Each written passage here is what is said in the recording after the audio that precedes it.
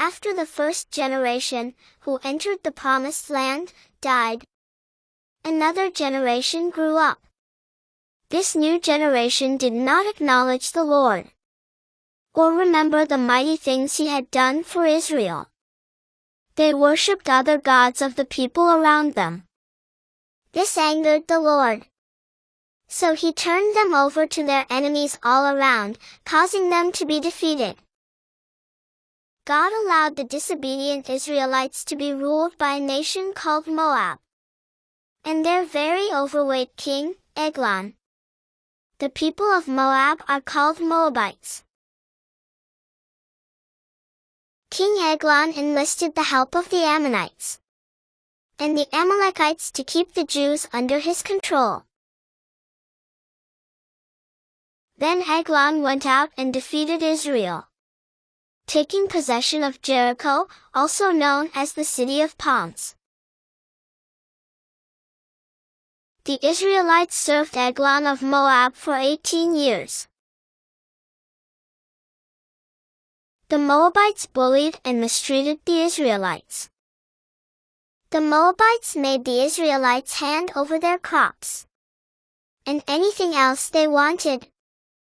The people of Israel were in great distress.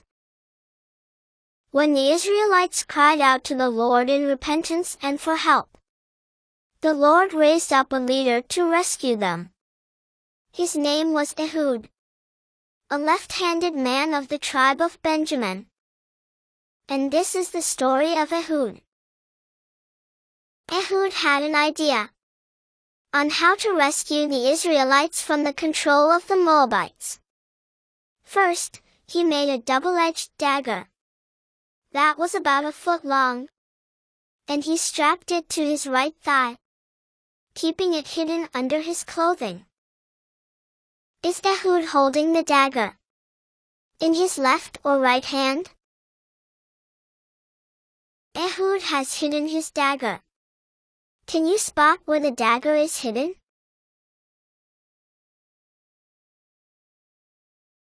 The Israelites sent Ehud to deliver their tribute of crops, animals, money and possessions to King Eglon of Moab. So Ehud set out transporting the tribute and taxes for Eglon in Moab. Ehud presented the Israelites' tribute to King Eglon. After that, Ehud started on the journey home with those who had helped carry the tribute. But when Ehud reached the stone idols near Gilgal, he turned back and returned alone to the king.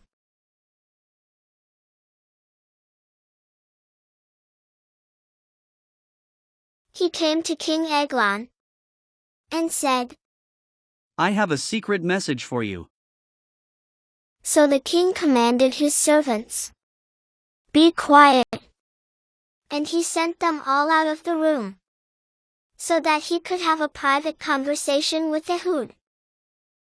King Eglon decided to take Ehud into his cool upstairs room at the palace, where no one could overhear the secret. Ehud walked over to King Eglon. Eglon, who was then seated, stood up and eagerly asked, "So what is this secret?" As King Eglon rose from his seat, Ehud reached with his left hand, pulled out the dagger strapped to his right thigh, and plunged it into the king's belly. The dagger went so deep that the handle disappeared beneath the king's fat. So Ehud did not pull out the dagger, and the king's intestines oozed out. Then Ehud closed and locked the doors of the room and escaped down the porch. He walked out of the palace, out of the city, and headed towards home.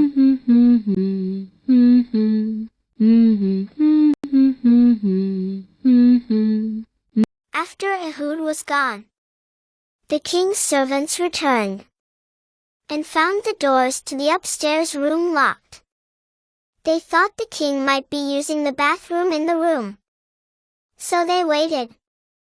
But when the king didn't come out after a long delay, they became concerned. They got a key and opened the doors to the room. And they found their master dead on the floor.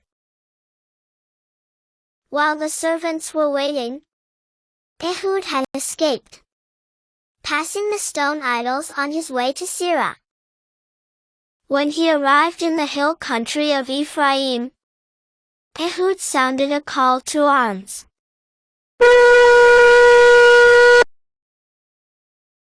The people and an army began to gather around him. Ehud said, Follow me. For the Lord has given you victory over Moab your enemy. Then he led a band of Israelites down from the hills towards Moab.